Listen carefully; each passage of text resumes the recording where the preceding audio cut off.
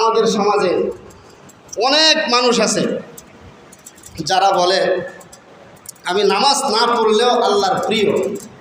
কিভাবে আল্লাহর প্রিয়? বলে আমার 10 তলা বাড়ি আছে, তা আল্লাহ যদি আমাকে পছন্দ নাই করতেন তাহলে আমাকে 10 তলা বাড়ি দিতেন। এরকম যুক্তি অনেকে দেয় কি দেয় না বলেন ভাই? আর আপনারা হয়তো শুনেন নাই, কিন্তু আমরা শুনি অনেকে বলে আমাকে আল্লাহ এত সম্পদ দিছেন, অবশ্যই আল্লাহ আমাকে পছন্দ করেন তাই দিছেন। না, আল্লাহর কাছে পছন্দনীয় হওয়ার দলিল ধন সম্পদ না, আল্লাহর কাছে পছন্দনীয় হওয়ার দলিল দালান কোঠা না। আল্লাহর কাছে ওই ব্যক্তি পছন্দনীয় ব্যক্তি যাকে আল্লাহ তাআলা দৈনিক 5 বার তার ঘরের মেহমান বানান। ঠিক কিনা জোরে? কথা বুঝেন নাই মনে হয়, অনেক গভীর কথা। ওই ব্যক্তি আল্লাহর কাছে পছন্দনীয় বান্দা যাকে দৈনিক 5 বার আল্লাহ তাআলা তার ঘরে হাজিরা দেওয়ার তৌফিক দিয়েছেন।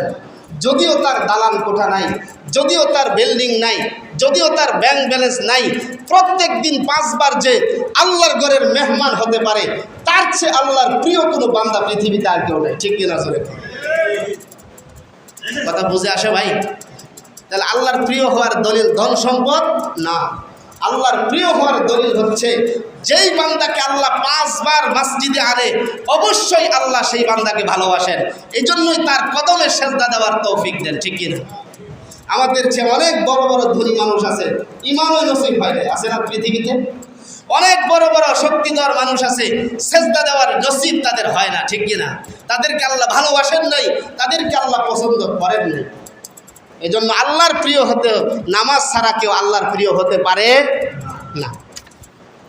আমাদের সমাজে অনেক পীর আছে যারা নিজেকে আল্লাহর ওলি দাবি করে কিন্তু নামাজ পড়ে না, আছে না ভাই? কিন্তু এখন আজকের এই আলোচনা থেকে আপনারা বলুন, নামাজ ছাড়া কেউ কি আল্লাহর ওলি হতে পারে? জোরে বলুন, পারে?